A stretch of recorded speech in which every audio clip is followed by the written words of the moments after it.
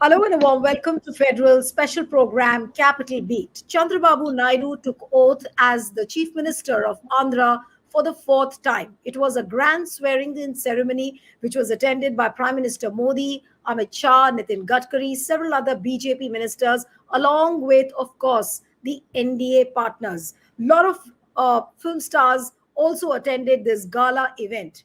But the million dollar question is what next for Chandrababu Naidu? What is the kind of deal which has been struck between him and Prime Minister Modi as far as the development of Amaravati is concerned, the special status package is concerned, reservation for Muslims, and of course, the most teething question that will he continue to insist on the post of the Lok Sabha Speaker? We have not heard from Chandrababu Naidu, at least, or any of his spokespersons on these issues. So, what is happening within the corridors of power between Modi and Naidu? We do not know. But yes, there was a hyped hug and embrace which everybody could see between Modi and Naidu. So, how do we make this kind of body language which everyone today saw?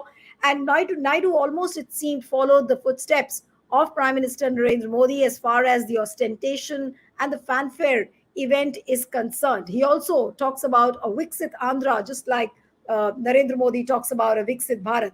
So we'll head straight into the discussion. Joining me now is T.S. Sudhir, senior journalist and political commentator. Thank you so much, Sudhir, for joining. We have Professor K.C. Suri from from the Political Science Department from Hyderabad University. Thank you so much, Professor Suri. We have Professor E. Venkatesu from the Hyderabad University. So thank you so much. And D. Papa Rao, who's a senior journalist and an independent analyst. Thank you, Papa Rao, for joining. And I'll begin with T.S. Sudhir, that the grand swearing-in ceremony of Chandrababu Naidu and the hug and the embrace which everyone saw between him and Modi. Now, what does this body language really mean for the people of Andhra and also for the people who are watching outside Andhra? You'll have to unmute. Sudhir, you'll have to unmute. Yeah. Sorry. No, you're again. Yeah. Yes. Go ahead. I'm audible? Yeah. Go ahead. Well, the bromance between Chandrababu Naidu and Narendra Modi shows that all is well between the BJP and the Telugu Desam. Remember, it was a very reluctant BJP leadership that was persuaded by Pawan Kalyan to go in for an alliance with the Telugu Desam, and it was only just days before the polling process actually started that the two parties entered into an alliance and the umbrella NDA was formed in Andhra Pradesh. Now, what do the optics of this hug between Modi and Naidu really mean for the people of Andhra Pradesh? For the simple reason that yes, there would be more funds which would be available for Andhra Pradesh. At least that's a hope that the people of Andhra Pradesh would have.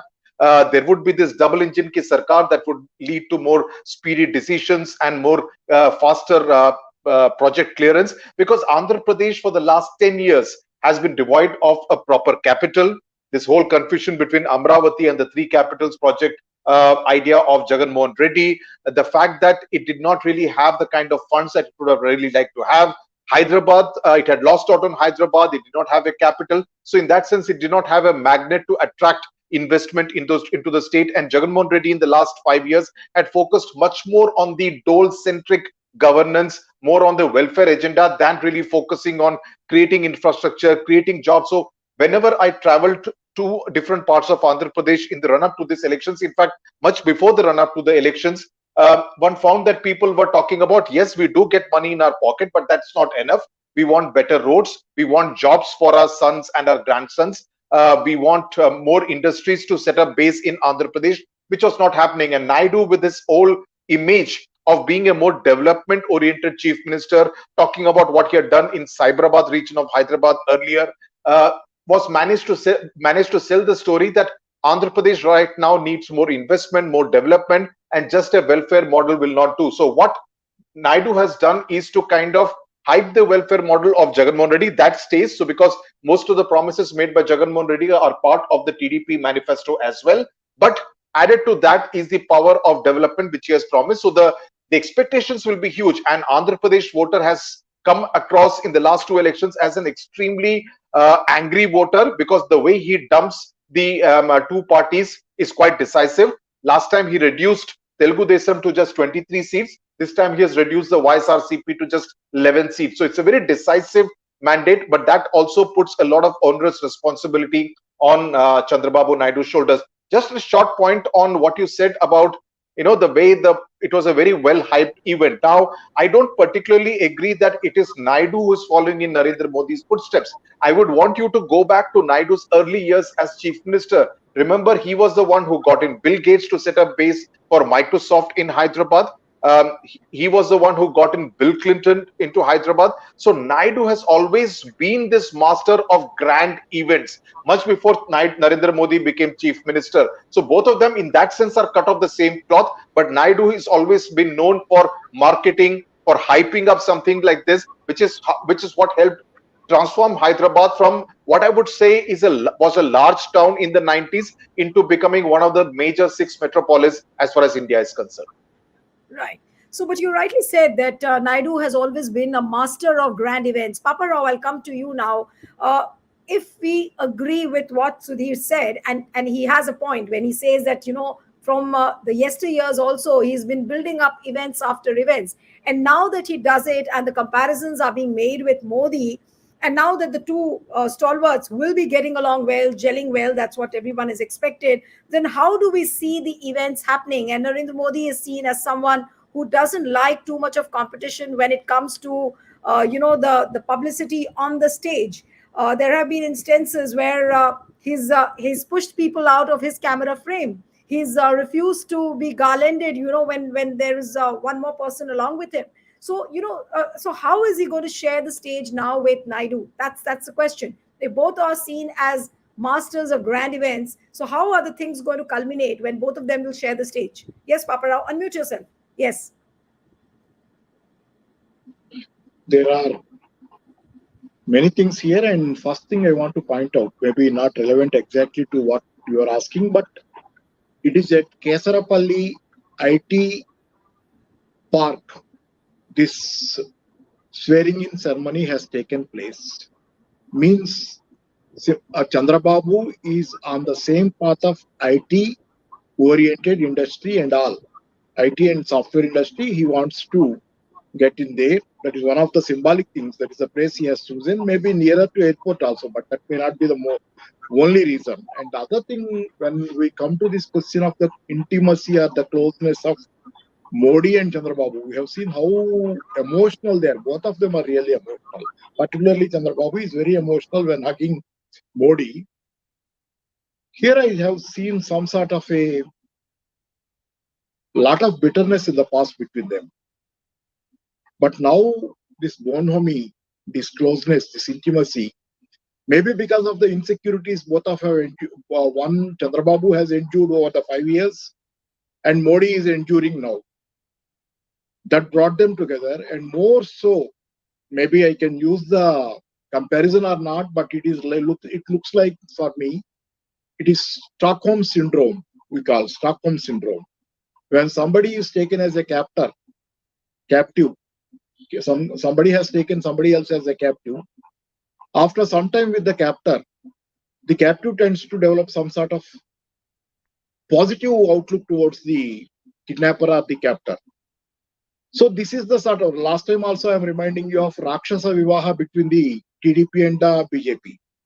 But now this sort of what is happening might be some sort of a psychological trauma that has led to this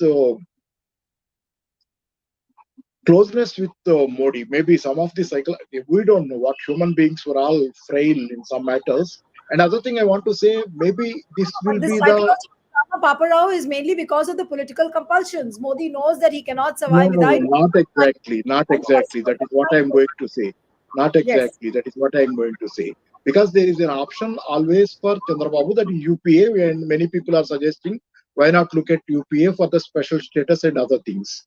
But he has. It looks like that today, the way they are together, it looks like that Chandrababu is putting all his eggs in one basket. All his eggs in one basket. It is not business like, it is more emotional. And the other thing you must be observing is that Modi is at a low in his career, political career. Even RSS is trying to chastise him. RSS, they are talking about the bloated egos and many other things, very negative, and they are very dejected sort of writing they have put up in the paper or the Bhagavat's RSS chief's statement also. So they are not so happy. Maybe they are waiting, fingers crossed, in order to see either things will get right or not now. At this juncture, RSS being the bulwark or the main pillar of BJP. So Modi is isolated from the people mostly. He is not getting the majority for his party. And he is also isolated from the backbone of the party, the RSS.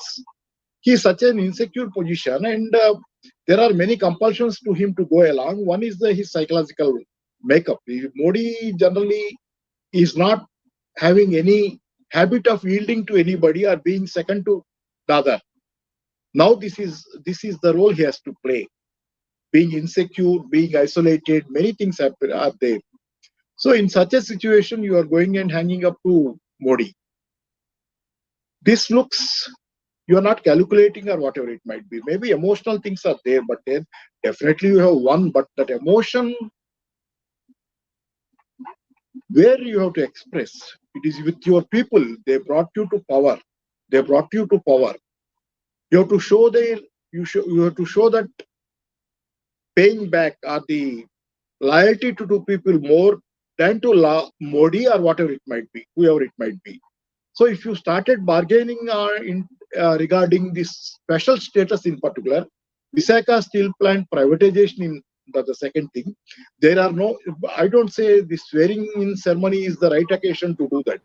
But before that, there are many days. There were many, almost a week's time is there. During this week's time, newspapers are not covering any utterances of Chandrababu regarding special status, bargaining regarding Visakhapatnam steel factory. Only Polavaram he spoke something. So these things are very, very important. Does Chandrababu doesn't want to hurt the ego of Modi by talking about special status to AP and Visakha steel plant because they are his pet project. Visakha is on the anvil, supposedly on the anvil to be privatized by Modi, We'll and come to special those status. issues.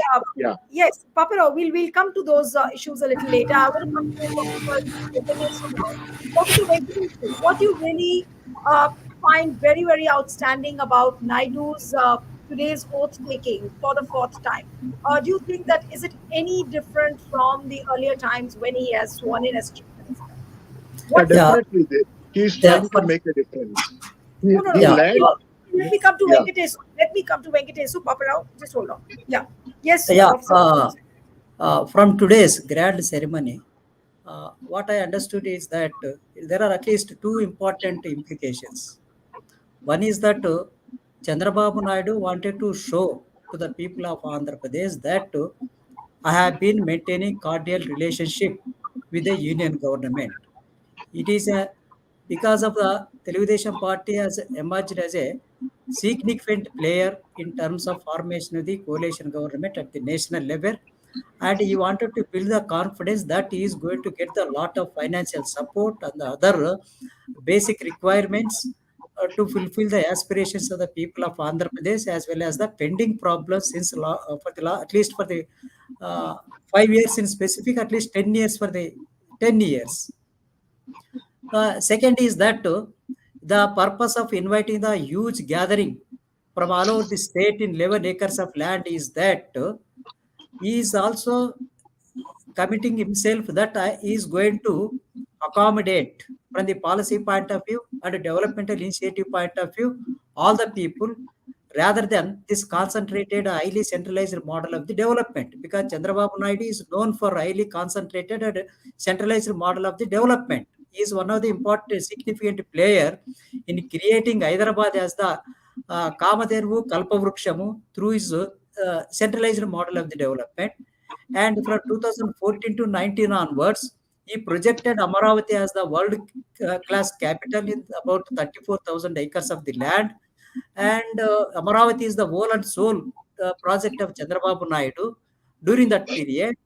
And this time, because already he has been speaking about the Visakhapatnam and Kurnool, while neglecting other regions of the state, then it would be a very big challenge in the future, because from the experience of the Hyderabad as well as the 2019 election point of view, that is the one thing he wanted to build the establish. And then uh, another important aspect is that when you look at the socio-economic profile of the voters of TDP alliance, as CSDS Lokniti conducted survey, so almost all sections of the society, whether the poor, the middle class, the rich, the urban area, the unemployed, then rural areas, the farmers, the everyone, and almost all regions of people have casted the votes to TDP alliance. So that means the state government is supposed to follow the regional balance in terms of designing the policies as well as the implementation of the developmental policies, so that he must rededicating himself in front of the few lakhs of gathering as well as crores of people who have been watching through the social and electronic media. And the problem today in this ceremony is that while swearing ceremony of the various ministries, there has been a political alliance with the political parties, three parties. There is also social alliance in terms of casting of the votes. But when it comes to the farm, in terms of social accommodation, there has been a some sort of a disproportionate distribution of the portfolios.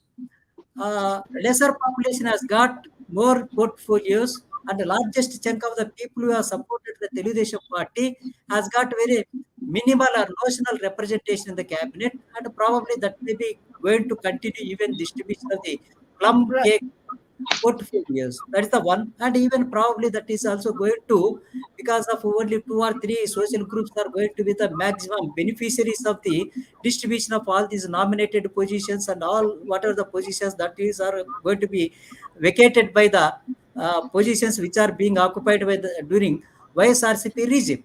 So that is the major challenge.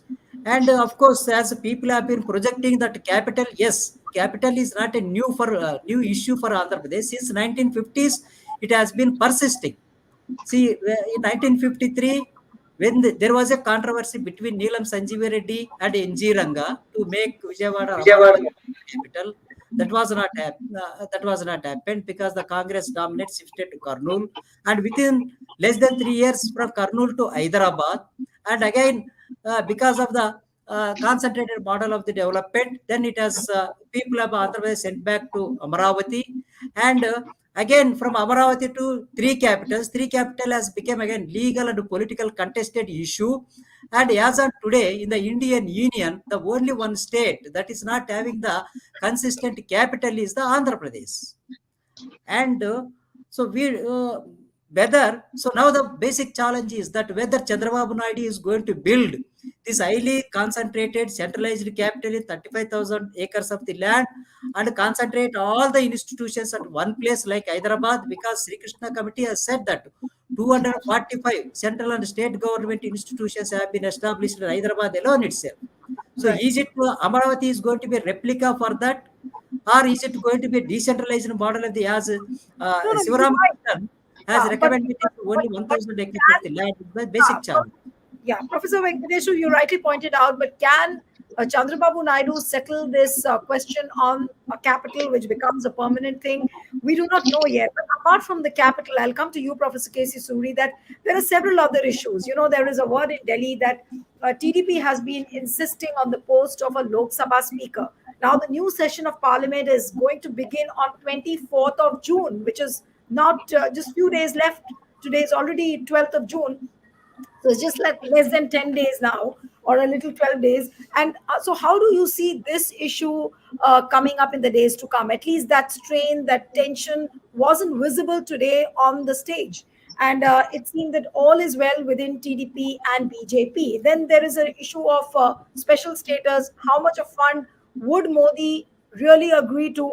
Then, of course, the reservation for Muslims, that is an issue which has been insisted sworn by Nara Lokesh and Naidu both. And we've seen how BJP thinks about Muslims and what they've been doing and saying about Muslims. So, what about these vexatious issues? How do you think Naidu can he really try and do a balancing act? Yeah. Thank you. See, getting Thank the you, speaker Nilu. position. Casey Suri, Professor Casey Suri. Yes, yes, sir. Thank you, Ms. Nilu, for having me on your TV. In any alliance, nothing is, goes smoothly. Uh, always, there will be always differences because alliance is coming together of two independent political actors, two or more independent political actors. There will be always differences, different strategies to further their own interests. But the question is, in any alliance, there has to be an atmosphere of trust and mutual accommodation. Then only alliances will succeed. Like between individuals, if three individuals come together and form a political party, each individual will have his own or her own interest in mind. So, maximization of one's own interest is the objective of any political party and people in that political party. I think that we should recognize. So, I think this alliance, which I think was formed out of a kind of compulsion with some kind of mutual suspicion and lot of differences in terms of ideology or social base, I think now has to grow into a coalition of people who trust each other, people who support each other. I think that's how they should move beyond defeating. The ruling party was anyway defeated. The incumbent party was defeated. That was the immediate purpose of that alliance. Now that is over. And one of the partners got absolute majority, two-thirds majority actually. TDP has two-thirds majority.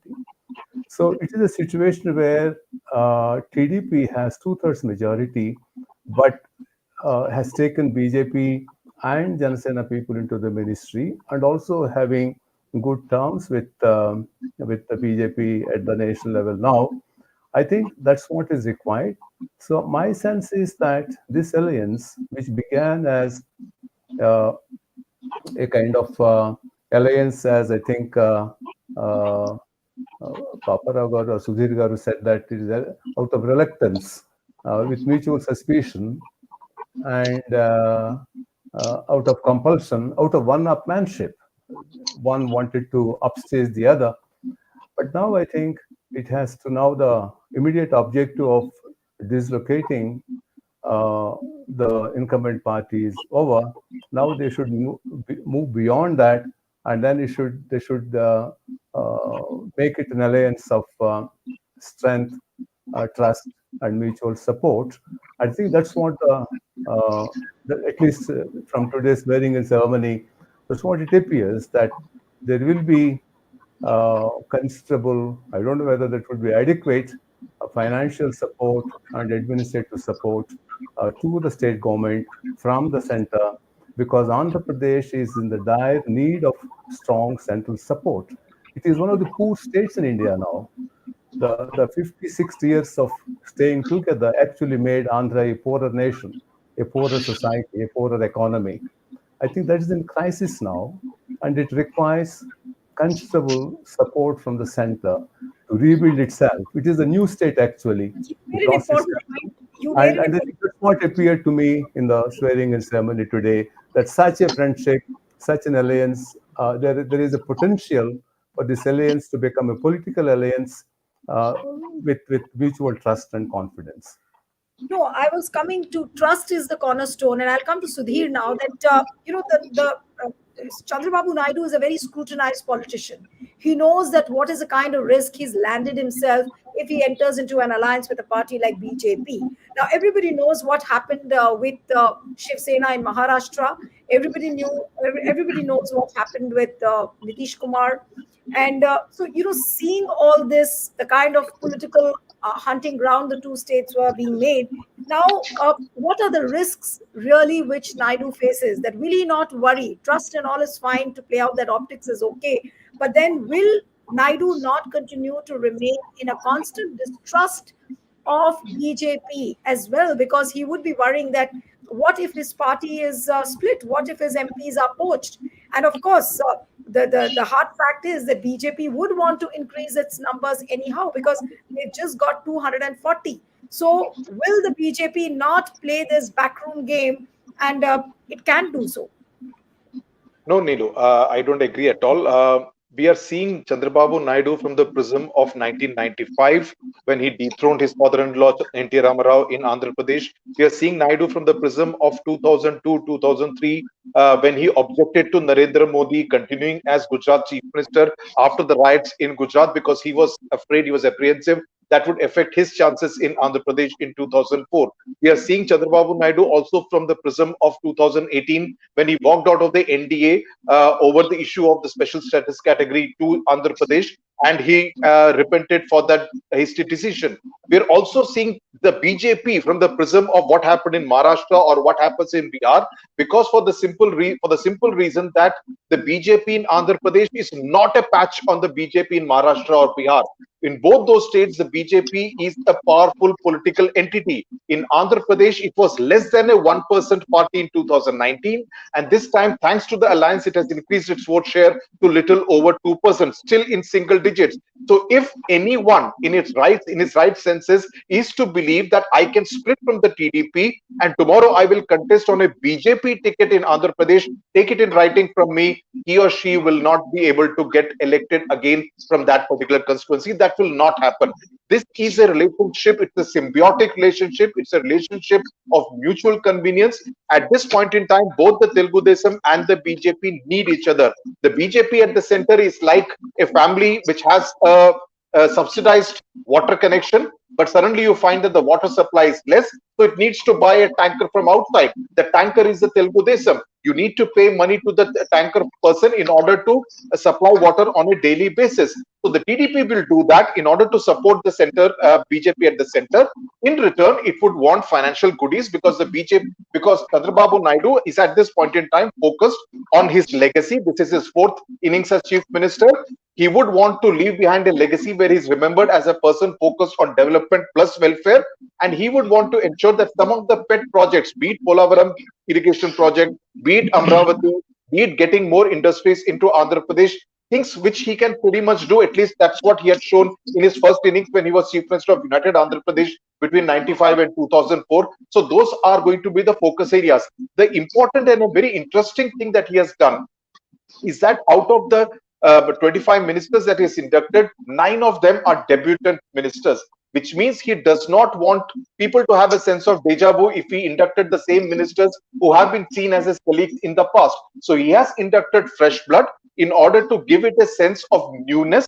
Also, the fact that Lara Lokesh is his chosen successor. So should he decide to pass on the baton, I'm not saying that he will, but should he decide to pass on the baton sometime during this particular term, there won't be any seniors who would object to Nara Lokesh being their next leader. So those kind of political things have also been pretty much worked out. As far as the optics of what we saw on the stage, I think it was a happy occasion.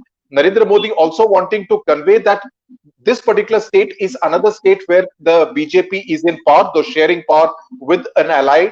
Because Karnataka, we have seen the BJP getting into some kind of turbulent weather, losing power in 2023, this time not winning the kind of seats it won in 2019. So Telangana, where it did well, doubled its tally, and Andhra Pradesh could be the new routes into the southern part of India. At least that's how the BJP would really like to see it. So that's the kind of message that Narendra Modi would have liked to convey. And I don't particularly think that Narendra Modi at this point in time is a person under too much of pressure. yes, there was some apprehension that there would be some kind of tweaking as far as his governance style is concerned. But given the fact that all the ministers, the top ministers, have retained the same portfolios, indicates that Modi pretty much wants to continue with the kind of programs that he has done in his second innings, 2019 to 2024. There won't be any change in that, and the kind of portfolios relatively lightweight which have been handed over to the allies indicates that it is BJP which is going to be the boss. He's not going to be there taking instructions. Chandrababu Naidu is a much more of a chastened man. He made a big political blunder in 2018-19, going with the Congress, which is his principal political ally. It has always been his not ally, rival in United Andhra Pradesh. So that was a blunder. And Chandrababu Naidu also realizes that he wouldn't want to do that. Last point, Neelu. If hypothetically speaking, Naidu had decided that let me go with the India bloc, let's just hypothetically assume he would be one among many allies, whereas he is given the pride of place sitting next to Narendra Modi, being given that place that you are the most important chief minister as far as the NDA is concerned. Right. Yes, Paparao, you were raising your hand. Yes. Yeah, it is not just you. When he goes to UPA, maybe when we think of he is one among many, here also it is the same situation. Now maybe Modi is having his day at the celebrations of Chandrababu. Tomorrow he may have to go to Nitish. Day after to Maharashtra. So many partners for NDA also today. So many things to be pleased. And Maharashtra, you see, please, wait. So many of bickerings already started bickering. Maharashtra centered. Some churnings are already visible. There are grumblings, churnings, and all. So it is not a stable alliance, and Chandrababu Naidu is not the only partner of Modi or BJP. There are many partners for BJP also. Perhaps if you see, UPA has lesser number of partners when it went as India alliance than compared to NDA, which has almost more than 30. UPA has less than 26 or 25 or less than 34. So NDA has more partners with it. NDA now is also dependent on many partners. So Chandrababu should not deceive himself with one thing. That's very, very important, because it's an unstable coalition. You don't know what happens. I don't mean just to go, but there are things that can never be predicted. So early bird catches the prey. Whoever gets the best out of Delhi's blessings. You are saying that this alliance is not a very stable alliance. It can crumble anytime. Yeah, it has many troubled engines. It is not a double engine government anymore. It has many troubled engines with it, a lot of troubled engines. So many places, so many partners, so much of trouble. So I say Chandrababu has to because his government anyway should to complete the 5-year term, Chandrababu's government. But central government, when what happens is that if the central government tries to give something to AP, other people also will raise their own demands. So much of complexity in this alliance. So what happens is that Chandrababu has to get the better. Please. I agree that the situation is not as easy as it sounds, but for the optics, yes, today they played out a very positive chemistry, thinking that everything will fall in place as far as Naidu's funds are concerned, Naidu's politics is concerned. But Professor Venkatesu, now I'll come to you. We've seen the example of Odisha. Now, Odisha was one state where BJP grew at the cost of Naveen Patnaik. And look how Naveen Patnaik was abandoned by the same BJP. Now, these fears, can you really dismiss these fears? And what happens? Now, BJP will try and grow in Andhra, and there will be a time when they will derelict Mr. Naidu also on the same lines. So is Naidu not aware of these realities? Will he not see things through this prism as well? Professor Venkatesu. To unmute, sir. You'll have to unmute. You're muted. Yes. BJP has been trying since a long time to penetrate into the regional shoes of the regional political parties. It tried in Tamil Nadu but not succeeded. But in Odisha, there are different type of objective conditions. Number one is more than 2 decades of the family rule or dynastic rule. People are fed up. And second is that the entry of a bureaucrat from Tamil Nadu, this VK Pandian as a successor, that was projected as the successor. that has created a very golden opportunity for the Bharatiya Janata Party to emerge and in fact sweep both in parliament as well as the assembly elections. That is a very rare instance. But in uh, South Indian and Andhra Pradesh, see, it is a mutual reciprocality. It is a mutual fulfilling of the mutual interest. BJP has been fulfilling the Telugudesam Party interest, and Telugudesam Party has been supporting as on today the requirements of the Bharatiya Janata Party, because in this election, once again, the Indian voter has proved himself or herself as the most intelligent than the Indian politician. They created such a situation where they are supposed to focus more on the people centric model of the development rather than merely managing of the elected public representative. So there has been a choice. There has been a choice for the people to rise. Either if this coalition is not properly working, there is another coalition is also. So mere managing of the elected public representatives is very difficult. Unlike from 2019 to 24, it has happened in certain states like Maharashtra and some other parts of the country. But in this time, it is quite a difficult situation because the BJP has got only 240 seats, and that require the support of these alliance partners. And BJP will have to certainly focus on the fulfilling of the interests of the alliance partners. And Chandrababu Naidu is a mastermind at least with three things. One is electoral strategy, mobilization of the funds, and then managing of the coalition politics. And of course, Bharatiya Janata Party is also master in terms of managing of the coalition politics. That has also got a rich experience since 2014 onwards. So it won't mind whether a politician emerging at the state level is coming from the family background or from the dynastic family background, because the Bharatiya Janata Party has been vehemently opposing the dynastic politics, but it has started copying or absorbing of the dynastic politicians as well. So that is the another trend which has been emerging in this context. So in this process, when you look at it from the performance of the Bharatiya Janata Party, as Sudhir has highlighted that BJP since a long time it has hardly got 1%.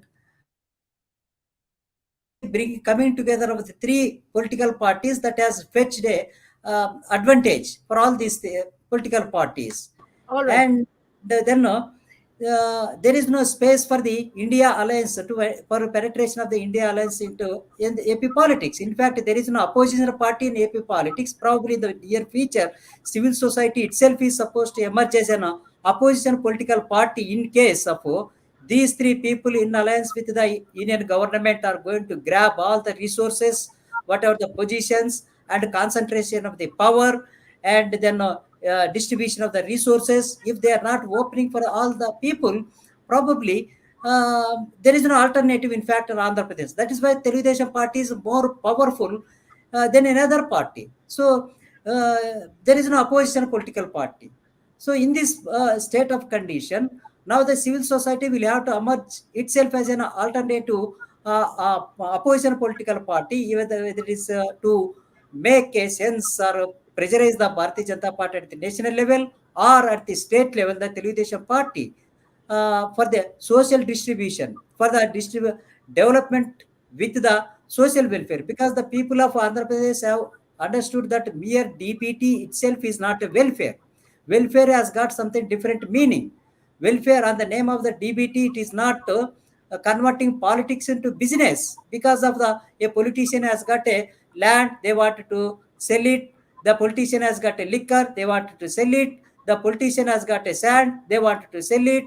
The politician has got a cement, they want to sell it. That is not the basic intention, because the logic behind the DBTs are being understood by the voters of Andhra Pradesh party effectively. So similarly, now the present ruling party also must learn the lesson that people are not such a fools. So they are wise, they are intelligent in terms of understanding every movement of the policy makers or rulers, whether it's at the national level or the state level. So they must take into cognizance the interests of the people. They must also adopt the different model. That No, different but model is you supposed to made be. an important point. You made an important point, and on that I'll come for the concluding remarks to Professor Casey Suri. So you'll have to unmute yourself. Now the thing is that if any of the two, whether it is BJP or Prime Minister Modi, or whether it is Chandrababu Naidu, if they do this act of distrust in any manner, if supposing Naidu pulls the leg out of the alliance, or maybe BJP does that anyhow with any of its tactics, now what will it end up into? Of course it will impact the credibility in the eyes of the people, whether it is Andhra or whether it is elsewhere for the BJP. So how do you really think that the things will unfold in the coming days for Naidu and Modi both? Thank you. You see, I think drawing parallels uh, with some other states like Maharashtra, the parallels can be sometimes enlightening, parallels can sometimes be misleading, because in politics, uh, things do not repeat in the same way as they occurred previously. I think that we should keep in mind. Secondly, uh, here I see a kind of a stable government because TDP on its own enjoys two-thirds of majority in the assembly. So I don't see any possibility of the government falling because the survival of the TDP government is not dependent on the numbers that BJP or Janasena can supply. So there is no supply side problem for the TDP. Uh, so that's one thing. A second thing is uh, the supply side problem is actually for the BJP that for everything tomorrow in the parliament to get a bill passed or to take a decision that can carry majority weight on its side, it has to depend on its partners. So it is not that we should know that power is now centered in the in Delhi. That doesn't mean that Delhi can do anything it likes in states. This lesson has been learned over the decades in India.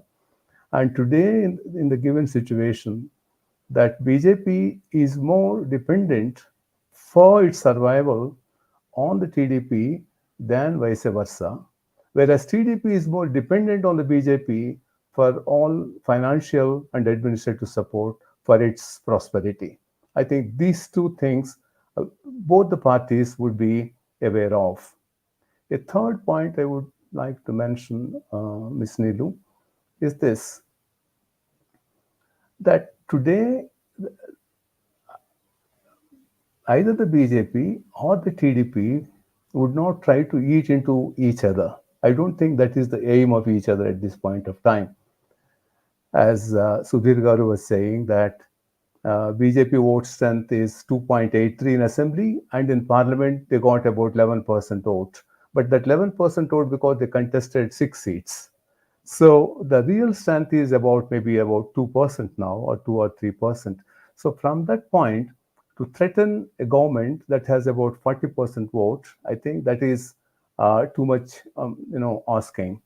That they will not do. So what will happen probably in Andhra is YSRCP, I think it will face a crisis situation, not for survival, but if Congress revives, by weaning away the support base of the YSRCP, because basically the YSRCP support base is that of Congress. So if the Congress is successful in somehow in the next 1 or 2 years to wean away YSRCP's support, Congress can emerge. There is a potential for Congress to emerge as a rival to the BJP and TDP. Right. So what I see is actually the equation would be more stable between BJP and TDP in the near future. What would happen after 2, 3 years, we do not know. But in the immediate future, I don't see any kind of that kind of a political You said strategy you to said upstage each 2 other, but Professor to Suri. work together would be the strategy of these two parties. Okay, now let me take a quick final word from Sudhir before I wind up the show. Sudhir, like Professor Suri was saying, that in the immediate 2 to 3 years, I don't think any of the parties will rock each other's boat, whether it is TDP or BJP. But what do you think is going to be the biggest immediate challenge? We still haven't heard on the post of the speaker, of the Lok Sabha speaker. What are you hearing from your end? Because people are very, very curious on knowing that what is the latest information, what is the kind of deal which has been struck. Have you been able to speak to any of your sources within TDP? What are you hearing on that bit? Well, I mean, the TDP sources continue to aver that we have not really made any demand. See, he took the speaker's post between 99 and 2004 for GMC Balayogi, mainly because he did not have any ministers in the Vajpayee cabinet at that point in time. So I'm not very sure whether he would want to make the same demand. But yes, there are apprehensions by many opposition parties that the BJP would try to do an Operation Lotus here. But would they do that with the TDP? Would any of the TDP MPs fall for that kind of a bid? I'm not so sure at this point in time. Going forward, I think the three assembly elections in Maharashtra, Haryana, and Jharkhand nationally, they are going to be of importance because everyone would look at the BJP's performance in those assembly elections. If the BJP performs the same as it did in the Lok Sabha elections, especially in the big state of Maharashtra, that would ring the alarm bells, because then there will be the other allies who would start harboring doubts whether it does make sense to continue to be on the same side as the BJP in the future. So I think for the next 6 months, before the end of the year, I don't think there are any issues. It will be the honeymoon period where the center also will be keen to show that it cares for its allies, to do all the right things, clear the projects, give Andhra Pradesh and Chandrababu Naidu the kind of bureaucrats, the IAS and the IPS officers he needs. Give him all the possible support, at least show the optics of that kind of support. The political churning will happen, I guess, only after the assembly elections to Maharashtra, Haryana, and Jharkhand are over. Absolutely. And there's nothing to disagree about this fact that this year you have assembly elections in Maharashtra, Haryana, and Jharkhand. And that will be the biggest litmus test, I would say, of this alliance. Because if BJP weakens in these states, then you are in for a dirty game. But how soon will it begin? For now, the romance has just started between TDP and BJP. So we'll have to wait and watch how long this romance remains. Thank you so much, Professor Venkatesu, Professor Suri, Sudhir. It was wonderful having you on the program. Papa Rao, thank you so much. Thank you. Thank you.